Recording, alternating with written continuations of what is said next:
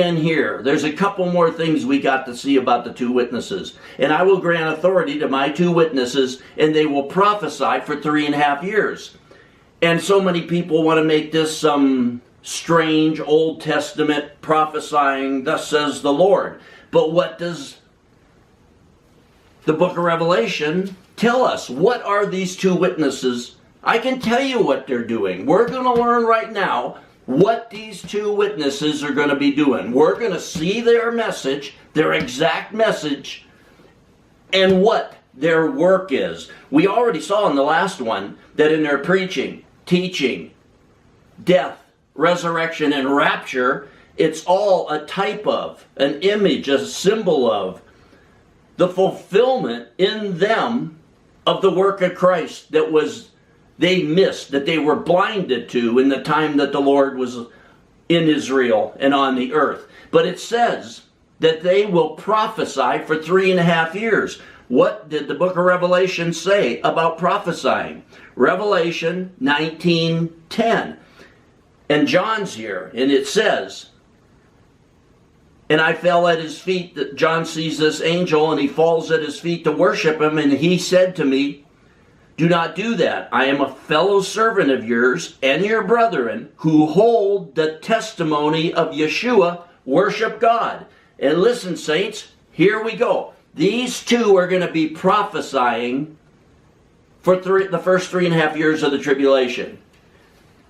Here's what that means. For the testimony of Yeshua, and I'm using Yeshua here for sure because this is the Israelis. You're not going to have two born-again Israeli Christians speaking down there and calling the Lord an English translation Jesus. They're going to be using Yeshua. And it says here, for the testimony of Yeshua is the spirit of prophecy. So they're here prophesying for the first 3.5 years. It tells you right there what they're going to be prophesying about. Their prophecy is going to be for the testimony. Their prophesying is going to be a testimony of Yeshua. For the testimony of Yeshua is the spirit of prophecy. So they are going to be testifying to the Jews that have been blinded for over 2,000 years. The time of the Gentiles as these two are witnessing and prophesying and teaching for the first 3.5 years. The time of the Gentiles is coming to an end. At the midway point in their death, resurrection, and rapture, the Israelis will turn to Christ. This will cause the Antichrist to hate them. He will go against them because he's going to say he's the God. He's the God they're to worship. But that is what they're prophesying. Their prophecy is the testimony of Yeshua. They're going to be prophesying, teaching, witnessing about Yeshua to the Jewish people for the first 3.5 years of the tribulation. And what else will they be saying? What will that involve? It's the same thing that the church of Laodicea, those that weren't ready, weren't watching, that go into the tribulation. They will have the same message. Of course, the church is going to be testifying about Jesus, about Yeshua. They're going to be witnessing about that during the first 3.5 years of the tribulation.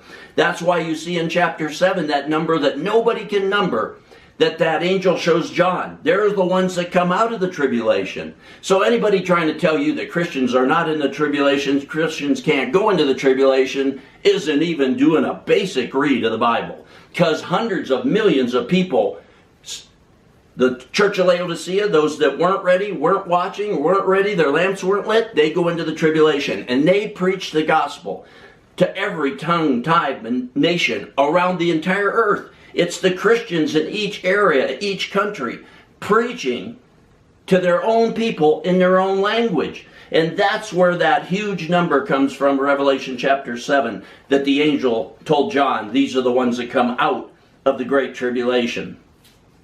So the first thing these two witnesses are going to be doing is the same thing that the church is going to be doing for the first 3.5 years. They coincide. These are going to be doing the same thing. The Gentile church for the last 3.5 years of the time of the Gentiles are going to be testifying about the Lord. And they're going to be referring to him mostly as Jesus. The Jews are going to be preaching and testifying about Jesus to the Israelis. And they are certainly going to be calling him Yeshua. That was his name. That was what you would have heard if you were alive in his time, Yeshua. But what else are the Gentiles for the last 3.5 years of the time of the Gentiles and the two witnesses preaching, teaching in the first 3.5 years of the tribulation to the Israeli people? The message is the same. It's in Revelation chapter 14, beginning in verse 6. And I saw another angel. Remember what we've learned? If you haven't seen my other messages, anytime you see an angel in the book of Revelation, it's bringing you a message. They're not doing these things. They're bringing the saints a message from God. And I saw another angel flying in mid-heaven, having the eternal gospel to preach to those who live upon the earth, and to every nation and tribe and tongue and people. An angel ain't going to fly around the world and preach the gospel during the tribulation. That's silly. This is a message to God's people. Angels in the book of Revelation are bringing God's people a message. This is their message. They'll be preaching the eternal gospel to those who live upon the earth. The Christians that went into the tribulation will be doing this. As they're preparing themselves, they will have 3 messages to preach. The two witnesses will have the same 3 messages. Remember that. The Gentiles are going to be preaching and teaching these 3 messages throughout the first 3.5 years of the tribulation as they're preparing for the marriage supper of the Lamb. The two witnesses are going to be preaching these same 3 messages to the Jewish people for the first 3.5 years of the tribulation. And that first message is preaching the eternal gospel. Of course it's that message. And that's the testimony of Yeshua that we saw in Revelation 19:10. That's what the two witnesses are prophesying. That's what the church of Laodicea that goes into the tribulation, that's what they're preaching, teaching. Of course it would be. The eternal gospel they're preaching. And then in verse 8, Revelation 14:8, and another angel, another message from God. A second one followed, saying, Fallen, fallen is Babylon the Great, she who has made all the nations drink of the wine of the passion of her immorality. So the second message that the saints that go into the tribulation are preaching is that Babylon has fallen. And the second message the two witnesses are going to preach is that Babylon has fallen. And in Babylon falling, it's making way for the quick rise of the kingdom of the beast, and out of the kingdom of the beast will come the Antichrist. So the first message the church in the first 3.5 years and the two witnesses will preach, of course, is the gospel. The second message that they're both going to preach is that Babylon has fallen and the results of that.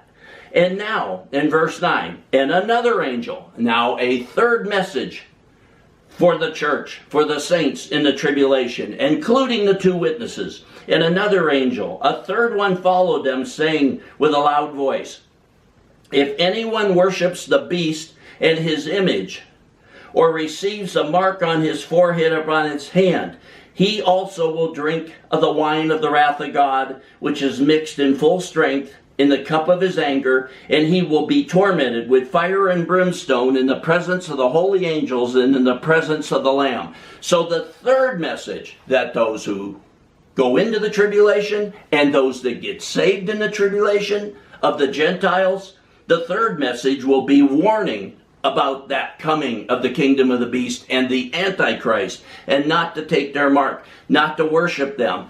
The two witnesses, of course, will be preaching that same message, because the Antichrist is going to Jerusalem. At the same time, the two witnesses are coming, like the Lord came to Jerusalem when he was crucified. The two witnesses are coming in that spirit of Elijah, that spirit of the living God, that spirit of Christ. They're coming to Jerusalem.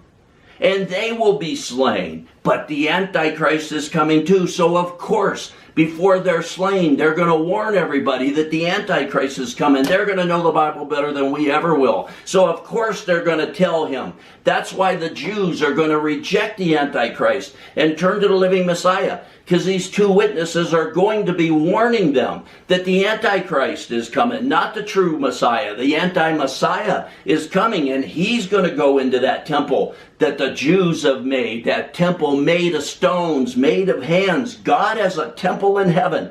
That's the one that we're going to, but this one that they're building on earth, the Antichrist is going to come to that temple made by hands, made of stone, and the two witnesses are going to be warning the Israelis about that. And in their death, resurrection, and rapture, like it said, and the rest of them turn to the living God. They'll turn to God and reject the Antichrist. And as we seen here, the Gentile church will be preaching the same three messages to the Gentile world leading up to the middle of the tribulation.